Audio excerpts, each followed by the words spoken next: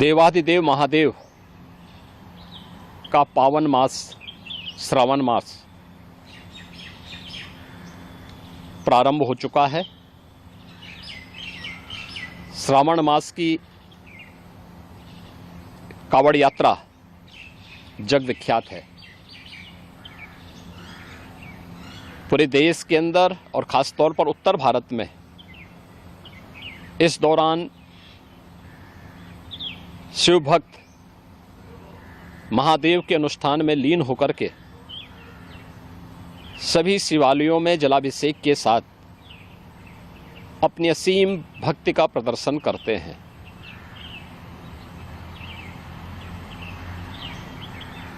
केंद्र और राज्य शासन ने मिलकर के श्रद्धालुजनों की सुरक्षा, उनकी सुविधा, उनकी सुगम और सुरक्षित यात्रा के लिए अनेक प्रबंध किए हैं। कहीं कोई दिक्कत न हो, कहीं कोई अव्यवस्था न फैले, कोई भी उनकी आस्था के साथ खिलवाड़ न करने पाए, इन सब बातों का ध्यान में रख करके प्रयास प्रारंभ किए गए हैं। लेकिन हमें इस बात जरूर ध्यान में रखना होगा, मैं सभी श्रद्धालुजनों से इस बारे में विनम्र अनुरोध करूंगा। हम लोग भी शिव भक्त हैं, महादेव की असीम कृपा हम लोगों पे बनी रही है और निरंतर हम महादेव से यही प्रार्थना करते हैं कि उनकी कृपा सदैव बनी रहे।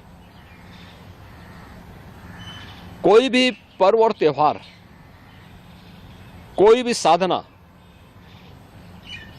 बिना आत्मानुशासन के पूरी नहीं होती है। सुगम और सुरक्षित यात्रा के लिए हमें न केवल अंतःकरण से बल्कि बाहरी रूप से भी उस पूरी प्रक्रिया के साथ लीन होना पड़ेगा। शिवो भूत्वा शिवम यजेत।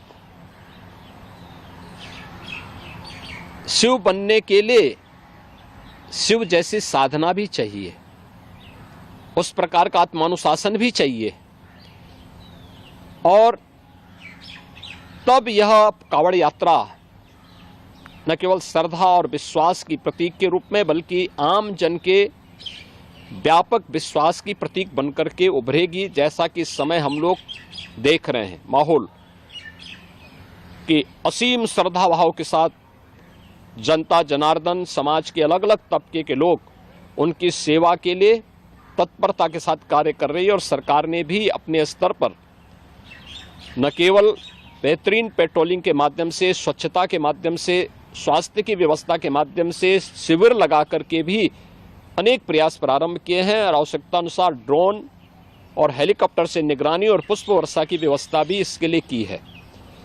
मैं सभी शिव भक्तों से अपील करूंगा कि देवादेव महादेव की ये कृपा हम पर बनी रहे। हम व्यवस्था के साथ जोड़ करके इस पूरी यात्रा का न केवल आनंद लें बल्कि पूरी श्रद्धा और विश्वास के साथ आत्मानुशासन का परिचय देते हुए इस पावन श्रावण मास के कावड़ यात्रा कार्यक्रम को सफलतापूर्वक आगे बढ़ाने में अपना योगदान दें। आप सबकी सुगम सुरक्षित यात्रा के लिए मेरी मंगलमय शुभकामनाएं हैं।